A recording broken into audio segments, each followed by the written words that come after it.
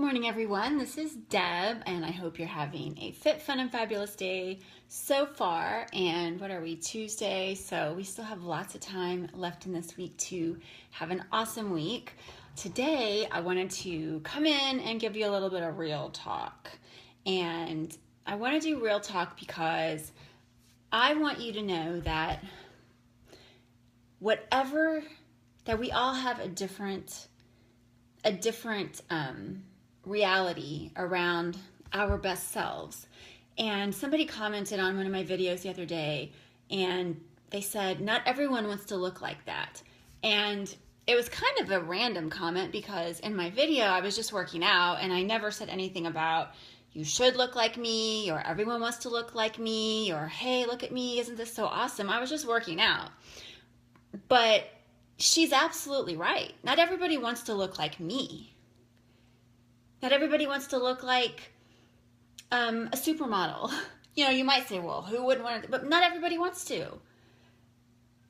And conversely, we shouldn't want to look like somebody else because we're all made to be unique, right? We're all made to be 100% unique. And we may look at somebody and we may aspire to when we say we want to be like somebody else, I think it means that we admire what they've done. We may admire aspects about them. So if you're saying, oh, I want to be like, I would love to have abs like that. Well, I hope what you're saying is I would like for my abs to be, toned and taut and the best they can be for myself, right? Because we all have different body compositions. I will never, ever look like a Victoria's Secret supermodel because I don't have a tiny waist. I have a square. I have a rectangular body, right? And no matter how much I were to diet, no matter how much I were to exercise and work my abs, I will never have this kind of a shape because I'm not made that way. I like to say, behold the square. I mean, it's a square. You would literally have to take ribs out of my body and like shave off my hip bones in order for me to have a figure like that. It's just not possible for me. So when I share things with you, my desire is that I'm inspiring you to have your best body, your best self, whatever that means to you. And not everybody's best for themselves is going to be, muscular and, a certain percent of body fat. We all, and there's nothing wrong with that. Not everybody aspires to be a size 4 because they would love to just feel good in their skin at a size whatever, and it is not for us to judge them and say, oh, well, that's not good enough. And conversely, it's not for them to judge us or for me, for instance, and say, well, you're too skinny or you're too muscular or you're too whatever. I mean, just like we wouldn't say to somebody, you're too fat or you're, not fit enough. I mean, we need to help each other embrace our best selves. Now, here's some real talk for you. This is where the people that have the faint of heart may not want to watch. Now, here, I just want to tell you that this has been a journey for me. When I was when I was a teenager, when I was in high school, when I was growing up, I emulated models. I wanted to be like the models. And, I was also a dancer.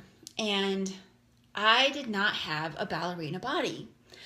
I don't have a tiny waist. I don't have, the long legs. I mean, I was really, in my opinion, too big to be a ballerina, right?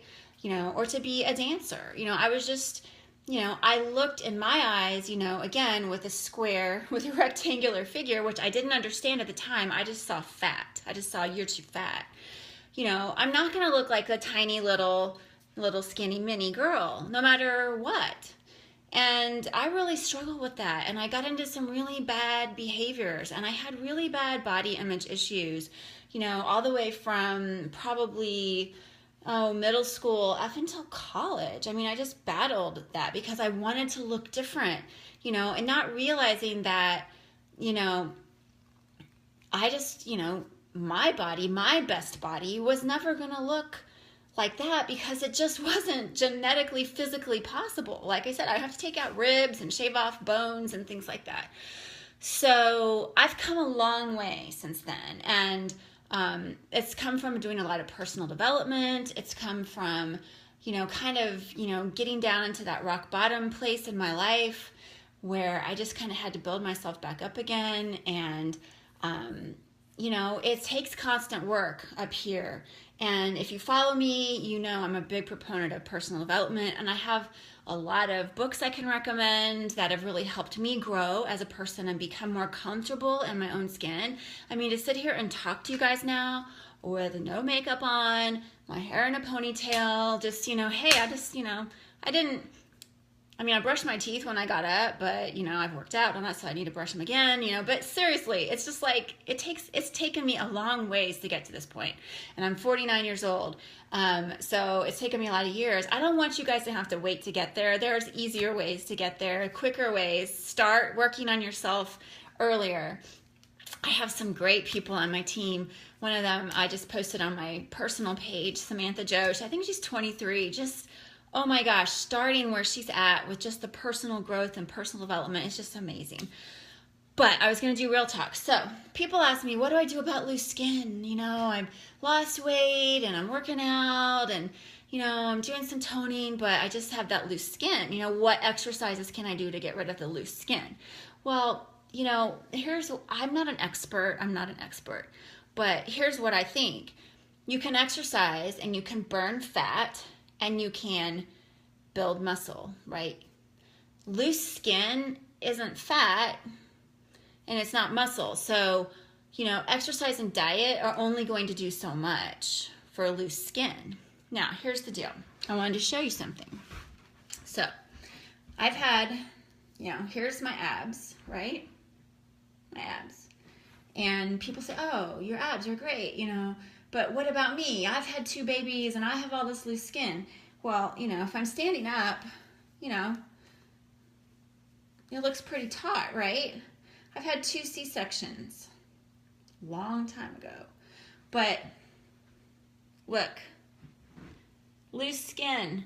When I bend over, gravity takes hold, right? I mean, it's there. It's there on me too. So what do you do about that? Well, for me, if I've got to a point where my body fat's at a certain level, and I don't know what it is, so don't ask me, but and my muscles, I've defined my muscles about as much as I can or care to.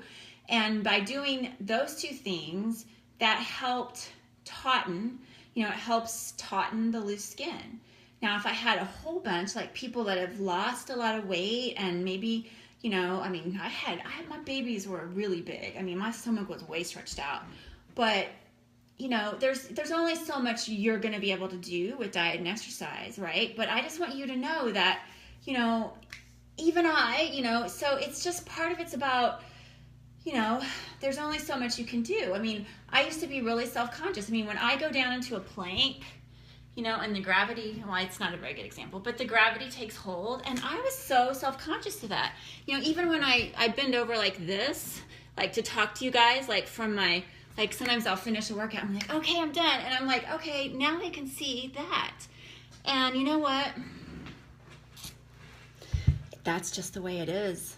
You know what? So, don't look at, for instance, I wouldn't want you to look at me and think I don't understand the problem, that I don't understand how you feel about that, because I was so self-conscious of that. Seriously, when I go into a plank, it's really bad, and I've taken pictures of it, and I was going to post the pictures, but I thought, no, I'll do a video instead. If I took you guys and did a plank and put the camera right, it's just it's hideous in my opinion.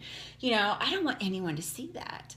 But I would show that to you, and I have shown it to you before. But I want you to know that, you know, I'm very happy with the abs that I have, and you know what? I've had 2 babies. I've had you know, 2 C-sections. I've had, you know, amazing experiences as a woman, right? That's what we do. But you know what? I'm just going to have to deal with that. I'm not going to lose any sleep over it. And you know, when I do a video and I'm doing planks and I'm showing you stuff, if you see that, then you just know I'm a real live person, right? So I want you guys to just know that I support you being your best you. I don't want you to feel like you are not enough. I don't want you to look at somebody and feel bad about yourself because you want to be like them and you don't think you can. I mean, there may be situations, like I said, you know, where I can't be like this because I don't have the physical body that will do that. My daughter, she has a beautiful, beautiful, tiny waist. It's like, oh, she didn't get that from me, did she?